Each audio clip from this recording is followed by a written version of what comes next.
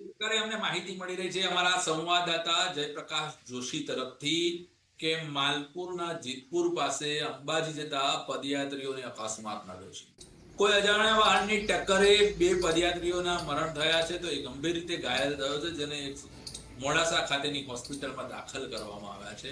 અત્યારે ભાદરવી પૂનમના મેળાને લઈને અંબાજી જતા પદયાત્રીઓનો ધસારો ખૂબ જ હોય છે રોડ ઉપર, અને બેફામ ચાલતા વાહનોના કારણે ઘણીવાર પદયાત્રીઓને અકસ્માત નડતા હોય છે। ત્યારે માલપુરના જીતપુર પાસે આ પ્રકારનો અકસ્માત થયાના સમાચાર મળ્યા છે। જે મૃતકો છે દાહોદ પાસેના હોવાના સમાચાર પ્રાપ્ત અમારા સંવાદદાતા જયપ્રકાશ જોશી તરફથી મળી રહ્યા છે।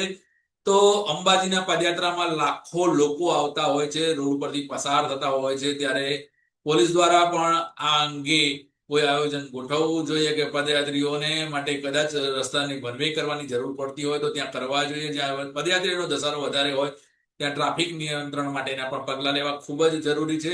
તો ફરીવાર અમે તમને જણાવી દઈએ કે માલપુરના જીતપુર પાસે જે અકસ્માત થયો છે વાહનની ટક્કરને કારણે હિટ એન્ડ રનનો કેસ છે કે જેમાં બે પદયાત્રીઓ જે અંબાજી જતા પદયાત્રીઓ હતા એમના મરણ થયા છે અને એક વ્યક્તિ ઘાયલ છે, જેને મોડાસાની હોસ્પિટલમાં દાખલ કરવામાં આવ્યો છે।